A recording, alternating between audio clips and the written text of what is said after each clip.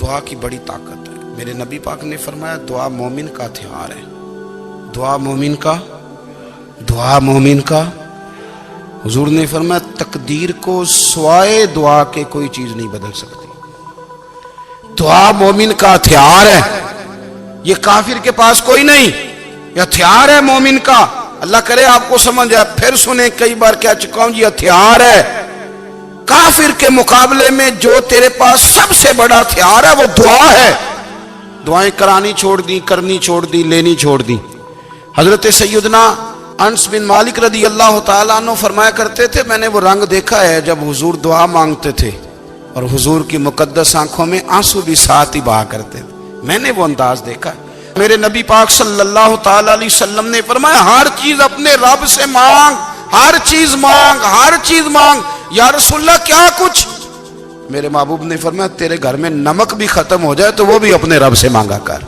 تو مانگنا، وہ تجھے دے گا. تو اس کی بارگاہ میں کشکول طلب دراز تو کرنا. اور ترمذی شریف میں عجیب لفظ ہیں.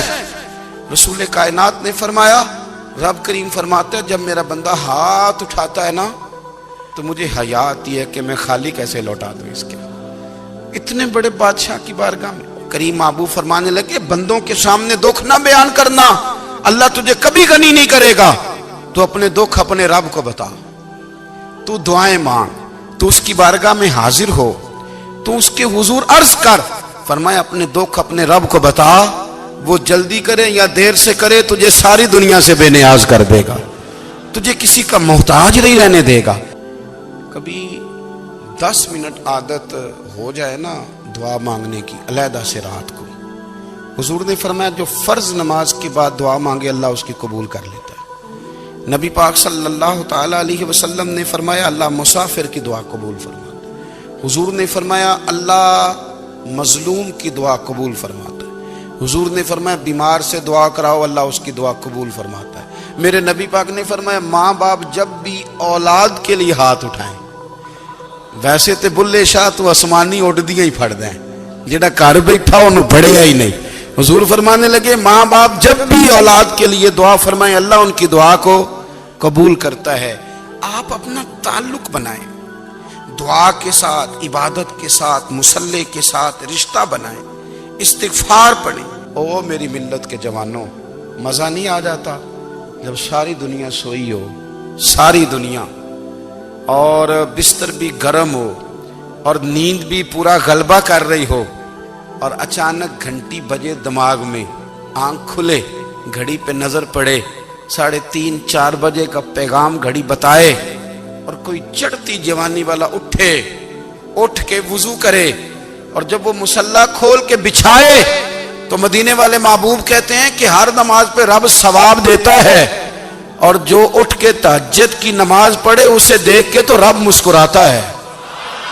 جو اس کی شان کے لائق ہے، جو اس کی شان کے لائق، وہ مسکراتا ہے، خوش ہوتا ہے کہ میرا بندہ تہجد میں اٹھ گیا، وہ مسکراتا ہے. کاش ہماری صبحیں کبھی اپنے مالک کے نام ہو جائیں.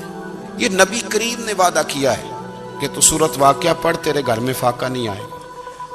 حضرت عبداللہ ابن مسعود رضی اللہ تعالیٰ عنہ بیمار تھے تو حضرت عثمان غنی رضی اللہ تعالیٰ عنہ تیمارداری کے لیے تشریف لے گئے اور جا کر کے کہا کہ آپ بڑے بیمار ہیں، آپ کی بیٹیاں زیادہ ہیں، میں چاہتا ہوں کہ خزانے میں سے کچھ مدد کروں.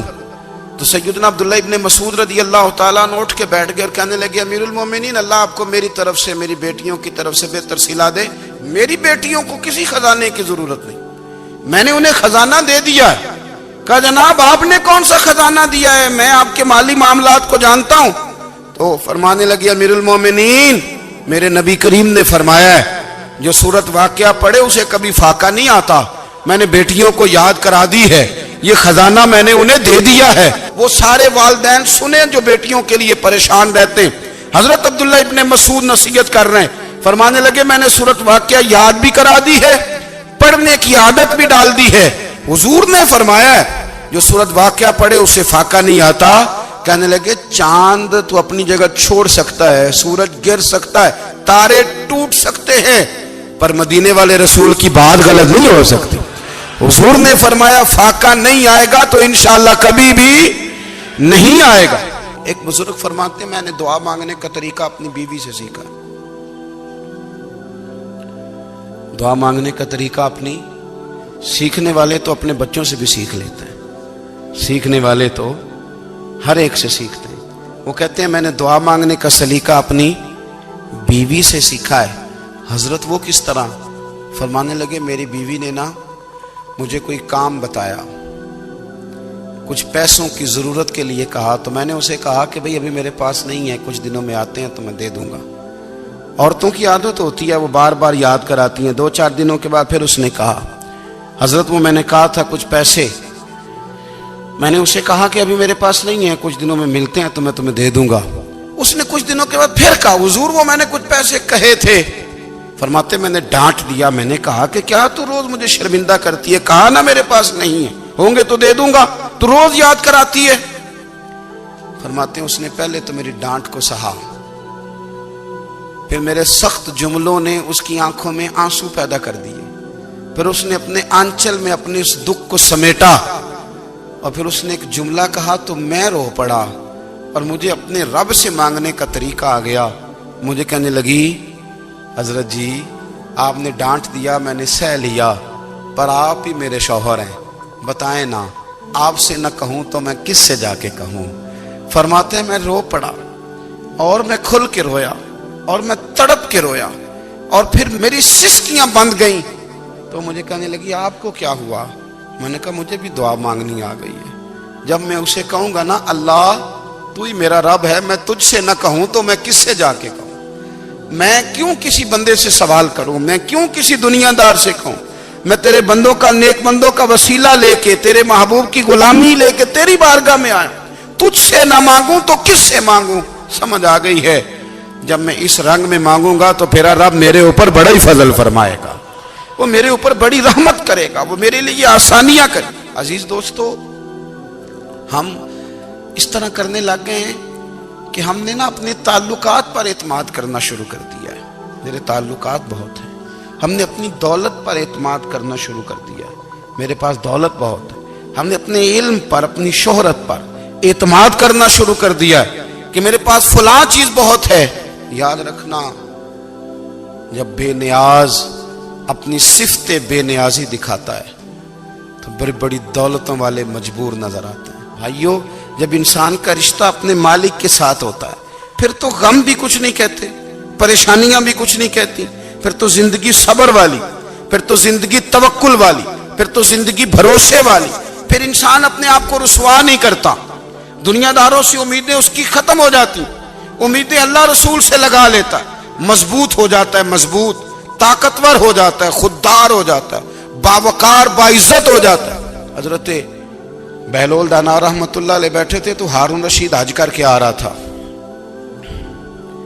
تو رستے میں حضرت شیخ سے ملاقات ہو گئی, تو السلام علیکم کے بعد کہنے لگا حضور کوئی حکم ہو تو بتائیے گا. تو حضرت بہلول دانا فرمانے لگے تیرا رب کون ہے؟ اس نے کہا اللہ. تو فرمایا میرا کون ہے؟ کہا اللہ. فرمانے لگے تو بڑا ہی بیوقوف ہے, کیا تو یہ سمجھتا ہے کہ رب ہارون رشید کو تو دے گا اور بہلول دانا کو بھول جائے گا؟ تیرا بھی وہی رب ہے, میرا بھی وہی رب ہے. اس نے اگر تجھے دے کے آزمایا ہے تو ہو سکتا ہے مجھے نہ دے کے آزما رہا ہو. جب اس کی حکمت کے تقاضے ہوں گے تو عطا کرے گا اور دے گا. تو جا اپنا کام کر. بھائی اپنی روحانی زندگی, اپنی عبادات, اپنے وظائف, اپنے روزمرہ کے معاملات, اپنی دعائیں, اپنا استغفار. دیکھو کوئی مشکل کام تو نہیں, 2 رکوع ہیں سورہ واقعہ کی اگر رات کو پڑھ لی جائے تو. میں کس طرح یہ بات بیان کروں کہ تعویذ بانٹنا آسان ہے اور وظیفہ بتانا مشکل ہے. سارا دن تعویذ بانٹیں تو لوگ لینے کو تیار ہیں, اور اگر آپ وظیفہ بتائیں تو کہتے ہیں تو مشکل کام ہے. او خدا کے بندے, اگر آپ کا تعلق قرآن پاک کے ساتھ مضبوط ہو, قرآن پاک کے ساتھ اگر آپ کا رشتہ ہو, لوگ سفارشیں ڈھونڈتے ہیں نا دنیا میں, کوئی تعلق مل جائے تو میرا کام ہو جائے. دنیا میں اتنا مشکل معاملہ ہے, آخرت میں مجھے بتائیے گا کتنا مشکل معاملہ ہوگا. میرے نبی پاک صلی اللہ تعالی علیہ وسلم نے فرمایا جو لوگ سورہ ملک پڑھا کرتے تھے نا, سورہ ملک, یہ سورت ملک قیامت میں ان کی سفارش کرے گی, اور اس طرح کرے گی کہ کہے گی اے اللہ یہاں اس بندے کو جنت میں داخل کر دے یا مجھے قرآن پاک سے علیحدہ کر دے. تو رب فرمائے گا جا اس کا دامن تھام کے اسے جنت تک پہنچایا۔ آپ بات کو سمجھیں، جب آپ کے تعلقات اپنے معاملات کے ساتھ مضبوط ہوں گے۔ حضرت عبداللہ ابن عمر کو نبی پاک نے فرمایا تھا راجل صالح، یہ نیک بندہ ہے، یہ متقی آدمی۔ حضرت عبداللہ ابن عمر رضی اللہ تعالیٰ عنہ سیدنا فاروق اعظم رضی اللہ تعالیٰ عنہ کے صاحبزادے ہیں، اور ان کی ہمشیرہ سیدہ حفصہ رضی اللہ تعالیٰ عنہ حضور کی زوجہ محترمہ۔ ایک دن اپنی ہمشیرہ سے کہنے لگے کہ نبی کریم صلی اللہ تعالیٰ علیہ وسلم گھر میں آئے نا، اور اگر حضور غم امت میں پریشان نہ ہوں، طبیعت کو حشاش بشاش دیکھو، تو ذرا پوچھنا تو صحیح حضور کا میرے بارے میں کیا خیال ہے، پوچھنا تو صحیح کہ کریم کی بارگاہ میں میرا کیا مقام ہے، میرے بارے میں حضور کیا فرماتے ہیں۔ اب بہن کو کام بتائے، اور بتائے بھی بھائی، اور پھر بہن وہ کام نہ کرے، یہ تاریخ میں ہوتا نہیں۔ حضرت عمر فاروق رضی اللہ تعالیٰ عنہ کی صاحبزادی ام المومنین رضی اللہ تعالیٰ عنہ فرماتی ہیں کہ میں تو بس منتظر تھی۔ انہوں نے تو کہا تھا نا کہ اگر تم حشاش بشاش دیکھو تو بات کرنا، لیکن حضور تشریف لائے، میری باری تھی، میرے گھر تشریف لائے، کھانا پیش کیا تو فوراً میں نے عرض کی حضور ایک بات پوچھنی تھی۔ تو حضور نے فرمایا پوچھئے۔ میں نے عرض کی حضور میرے بھائی عبداللہ ابن عمر کے بارے میں آپ کا کیا خیال ہے؟ نوجوانوں میری بات پہ غور کرنا، میرے بھائی کے بارے میں آپ کا کیا خیال ہے؟ تو نبی کریم صلی اللہ تعالیٰ علیہ وآلہ وسلم نے میری طرف دیکھا، اور پھر حضور زیر لب تھوڑا مسکرائے۔ حضور مسکرا دیتے تھے نا تو جو بڑا دکھی ہوتا تھا وہ بھی ہنس پڑتا تھا۔ اب سوال پیدا ہوتا تھا کہ پھر تو اس مسکراہٹ کے لیے انتظار کرنا پڑتا ہوگا کئی مہینے کہ حضور مسکرائیں تو رونے والے ہنسیں، تو اعلیٰ حضرت فرماتے نہیں، انتظار نہیں کرنا پڑتا، یہ مسکراتے رہنا تو حضور کی عادت ہے۔ جس کی تسکین سے روتے ہوئے ہنس پڑے، اس تبسم کی عادت پہ لاکھوں سلام۔ یعنی یہ تو عادت ہے حضور کی مسکراتے رہنا، اس کے لیے انتظار نہیں کرنا پڑتا۔ بھائیو آپ خیال رکھیں گے، غور کریں گے، حضرت عبداللہ ابن عمر رضی اللہ تعالیٰ عنہ کے بارے میں پوچھا تو سیدہ فرماتی ہیں کہ نبی کریم صلی اللہ تعالیٰ علیہ وسلم نہ زیر لب مسکرائے اور فرمایا حفصہ تیرا بھائی ہے تو اچھا، لیکن میں نے سنا ہے کہ عشاء کی نماز پڑھتا ہے تو فجر تک سویا ہی رہتا ہے۔ او نوجوانوں، 10 بجے تک سونے کی بات نہیں ہوئی، 9 بجے تک سونے کی بات نہیں ہوئی، 11 بجے اٹھنے کی بات نہیں۔ حضور فرمانے لگے میں نے سنا ہے کہ عشاء کی نماز پڑھ کے سو جاتا ہے اور فجر تک سویا ہی رہتا ہے، اسے چاہیے کہ تہجد کے وقت اٹھا کرے، اللہ کی بارگاہ میں حاضر ہوا کرے، آہوزاری کرے، سجدے کرے، عبادت کرے۔ اٹھتا ہے اور فجر میں جا کے اٹھتا ہے۔ حضرت جناب حفصہ رضی اللہ تعالیٰ عنہ کہتی ہیں میں نے جناب عبداللہ ابن عمر کو پیغام دیا اور میں نے کہا میرے جوان بھائی سن، نبی پاک نے فرمایا ہے تو اچھا پر تہجد میں نہیں اٹھتا، نفل نہیں پڑھتا۔ نبی کریم علیہ السلام نے فرمایا بندہ نفلوں کے ذریعے رب کے قریب جاتا ہے، اور اتنا قریب جاتا ہے کہ پھر اللہ اس کی زبان بن جاتا ہے، اللہ اس کی آنکھیں بن جاتا ہے، کان بن جاتا ہے، ہاتھ اور پیر بن جاتا ہے۔ تو یہ تو عبادت ہے، یہ تو اللہ کی بارگاہ کی حاضری ہے جو آپ کو اللہ کے قریب کرے گی۔ تو اپنے نماز کو اہمیت دے کے ادا کریں، نمازیں موبائل بند کر کے ادا کریں۔ لیکن نا کچھ لوگ کہتے ہیں مجھے ٹائم نہیں ملتا نماز کا، تو میں کہتا ہوں یہ آپ نے بڑی جرت کی بات کی ہے۔ مجھے کو میرا پیر بھائی کہا جائے نا میرے پاس ٹائم نہیں آپ کو ملنے کا، تو میں کہتا ہوں آج کے بعد آنا ہی نہ۔ تو کیا سمجھتا ہے تو بہت بڑا آدمی ہے، تیرے پاس ٹائم نہیں ہے اور ہمیں ملنے کا ٹائم، موج کر۔ تو آپ نے اللہ رسول کو کہہ دیا ٹائم نہیں، اور عجیب فلسفہ ہے نا۔ کہا جائے نماز پڑھنے آؤ تو کہتے ہیں کپڑے ٹھیک نہیں، اور کہا جائے کہ آؤ ذرا دعوت پہ چلیں تو کہتے ہیں 1 منٹ ٹھہر میں کپڑے بدل کے آیا۔ نماز کے لیے کہا تو کہتا ٹھیک نہیں، دعوت کے لیے کہا تو کہتا میں ذرا تیاری کر لوں، یوں جانا مناسب نہیں۔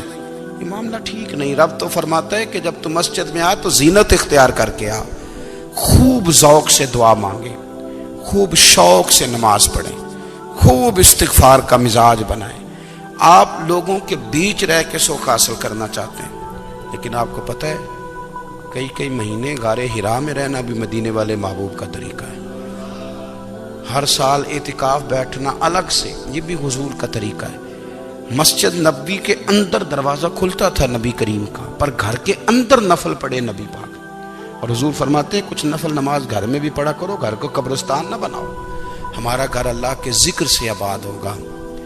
اگر ہم نماز پڑھیں گے نا، میں جب سنت پڑھنے کے لیے گھر میں کھڑا ہوتا ہوں تو میرا جو 2.5-3 سال کا بیٹا ہے نا، وہ بھی میرے ساتھ نماز پڑھنی شروع کر دے۔ اسے پتہ کوئی نہیں نماز کیا ہوتی ہے، لیکن وہ بھی نا سجدہ نہ بھی کرنا ہے تو ساتھ لیٹ ضرور جاتا ہے۔ پتہ چلا بچے لیکچر دینے سے نماز نہیں پڑھتے، نماز شروع کر دیں تو بچے بھی شروع کر دیتے ہیں۔ ہم جب پریشان ہوتے ہیں تو لیکچر دیتے ہیں، تو لیکچر تو باہر شاید چل جائے، گھر میں کیسے چلے گا؟ گھر میں تو عمل چلے گا۔ حضرت ابو الحسن رحمۃ اللہ تعالیٰ علیہ حضرت معاذ ابن جبل رضی اللہ تعالیٰ عنہ کے پاس بیٹھا کرتے تھے۔ فرماتے ہیں ان سے جو پیار بڑھا تو پھر میرا مصلی سے بھی بڑھ گیا۔ تابعی ہیں، فرماتے ہیں صحابی رسول سے محبت ہوئی تو ذکر سے بھی ہو گئی، پھر درود شریف سے بھی ہو گئی۔ محبت ان سے بڑھی تو پھر اللہ نے مسجد کا پیار بھی بڑھا دیا۔ آپ فرماتے ہیں کہ میری ہر وقت بھی یہ چاہتی تھی کہ بس اللہ اللہ کروں، بس اللہ اللہ کروں، بس نہ میں ذرا تھوڑی جان چھڑاؤں لوگوں سے، کو 10 منٹ ملے تو میں کچھ 4 نفل پڑھ لوں، میں تھوڑا سا نہ بچوں لوگوں سے، اور مجھے تسبیح ملے تو میں نہ کچھ 400-500 دفعہ استغفار پڑھوں، سبحان اللہ، الحمدللہ، اللہ اکبر، لا حول ولا قوت الا باللہ، میں نہ تسبیحات پڑھوں۔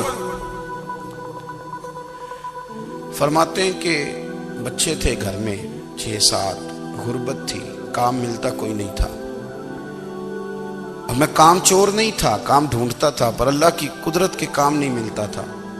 فرماتے ہیں کہ میں نے ایک دن اپنی اہلیہ سے کہا کہ آج میں پھر جاتا ہوں کام ڈھونڈنے، تو میری بیوی بڑی فرما بردار تھی، پر اس دن نہ غربت کے ہاتھوں تنگ آ کے کہنے لگی آج نانا کوئی تو چیز لے کے آیا، تو مجھ سے بچوں کی بھوک نہیں دیکھی جاتی، یہ سب روگاں دا روگ محمد جس دا نام غریبی، کنڈ بلا کے لنگ جاندے نہیں دوست یار قریبی، آج نہ کچھ لے کے آیا تو میں بچے لے کے میکے چلی جاؤں گی۔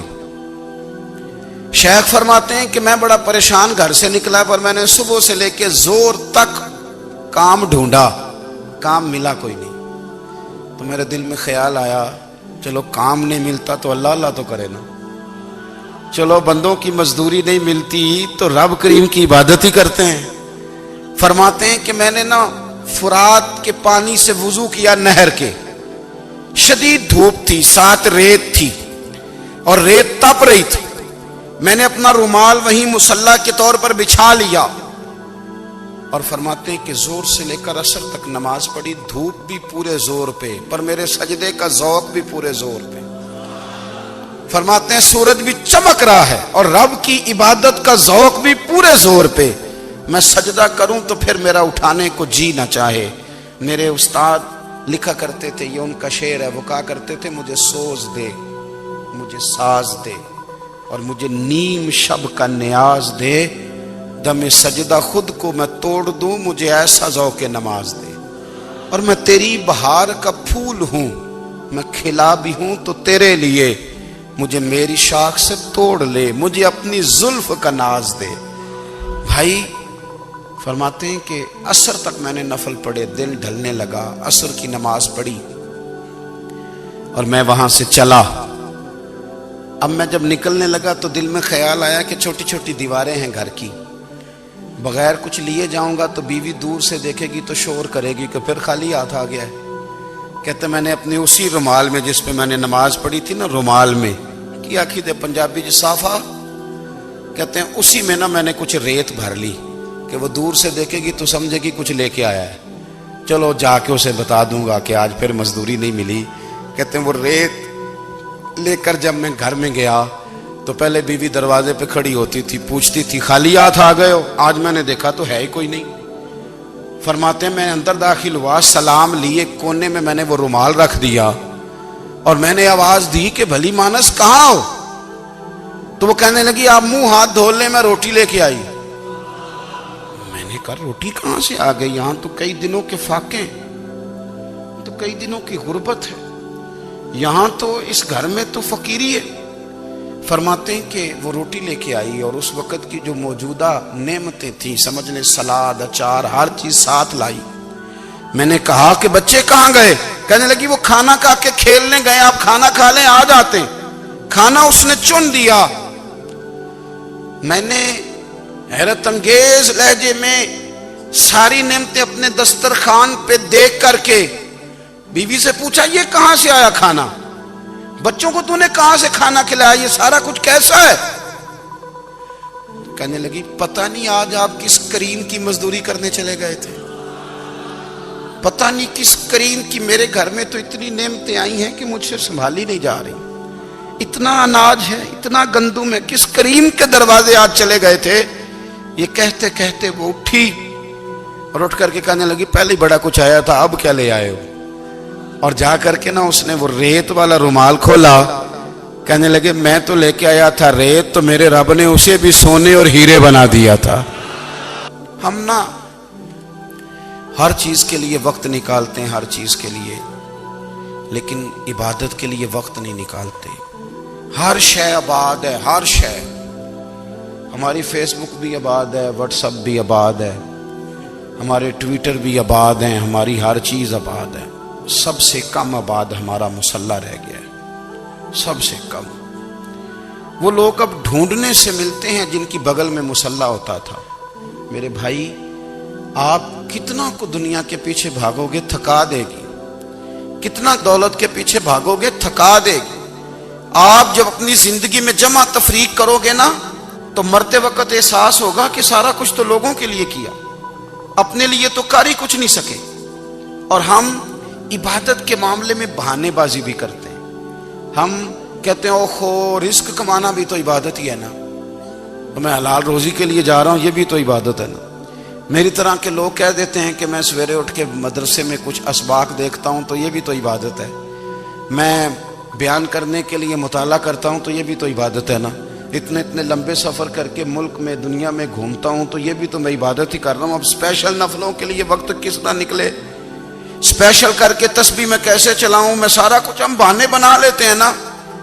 میرا سوال یہ ہے کہ یہ ساری باتیں صحابہ کو، نبی کریم کو، دیگر لوگوں کو بھی تو پتہ تھی نا، لیکن آپ غور تو کریں 23 سال حضور کو وقت ملا، مختصر وقت ظاہراً تبلیغ کرنے کے لیے، پوری دنیا میں دین بھی پھیلانا ہے۔ گھر میں 11 ازواج ہے، 4 بیٹیاں ہیں، ان کی اولادیں، سارے کام کاج بھی دیکھنے، لیکن سیدہ طیبہ طاہرہ حضرت عائشہ صدیقہ رضی اللہ تعالیٰ عنہ فرماتی ہیں سارا دن تبلیغ کرتے، ہر غلام کے دکھ سنتے، گھر میں آتے تو اپنے گھر والوں کا خیال کرتے، کام میں ہمارا ہاتھ بٹاتے۔ قربان جاؤں، کہتی ہیں زمانہ سارا سو جاتا لیکن آمنہ کے لال مصلی بچھا لیتے۔ دنیا سو گئی، ساری سب سو گئے، جو خدام تھے، وہ جو غلام تھے وہ سو گئے۔ صحیح مسلم میں لفظ ملیں گے، سیدہ پاک فرماتی ہیں او میرے نبی کے غلاموں، میں نے یہ رنگ بھی دیکھا ہے کہ حضور نے اتنا کھڑے رہے، اتنا قیام کیا، اتنا قیام کیا کہ مقدس پیروں میں ورم آ گئے، سوج گئے پیر، اتنے بڑے۔ دل پہ ہاتھ رکھ کے نہیں بتا سکتا کہ میرے کبھی نماز میں پیر سوج گئے، کوئی نہیں بتا سکتا۔ بچوں کی روٹی کماتے تھک گئے بات الگ ہے، ہم سیر کرنے گئے تو تھک گئے بات الگ ہے، لیکن عبادت میں یہ بھی تو مسلم شریف ہے نا، یہ بھی تو دین ہے نا، یہ بھی تو حضور کی سنت ہے، یہ بھی تو وہ چیز ہے جو کریم کی آنکھوں کی ٹھنڈک ہے۔ سیدہ فرماتی ہیں پیروں میں ورم آ گئے، اور ساری رات ہی حضور نے نماز پڑھی اور ایک ہی آیت بار بار دہرائی۔ مسجد نبوی میں بلال حبشی نے فجر کی اذان دے دی اور حضور ابھی مصلی پہ تھے، کریم فارغ ہوئے۔ میں نے عرض کی یا رسول اللہ صلی اللہ علیہ وسلم، آپ کے تو صدقے اللہ اگلے پچھلوں کے گناہ معاف کرے گا، تو آپ اتنی آہوزاری کیوں فرماتے ہیں؟ آپ تو شفیع ہیں، آپ تو انبیاء کے امام ہیں۔ تو حضور نے فرمایا عائشہ تم نے گنوایا ہے نا میرے اللہ کی مجھ پر کتنی رحمت ہے، افلا اکون عبدا شکورا، فرمایا اگر اس نے اتنی نعمتیں دی ہیں تو کیا میں اس کا شکر گزار بندہ نہ بنوں، میں شکر گزار بندہ نہ بنوں اس کا؟ پھر اگر اتنی نعمتیں اس نے دی ہیں، مجھے اتنا نوازا ہے، تو پھر میں اس کے سامنے سجدے نہ کروں؟ او میرے بھائی، بڑے قابل فخر لوگ ہیں ہم کہ ہم نبی پاک کے غلام ہیں. ہم قابل فخر ہیں کہ نبی کریم کے غلام ہیں. کیا کبھی اس غلامی کے شکرانے میں بھی 2 نفل پڑھے کہ یا اللہ تیرا شکر ہے تو نے ہمیں حضور کا غلام بنایا ہے. یاد رکھیں کہ اپنی روحانی زندگی کو آباد کریں, استغفار پڑھیں, تسبیحات کریں.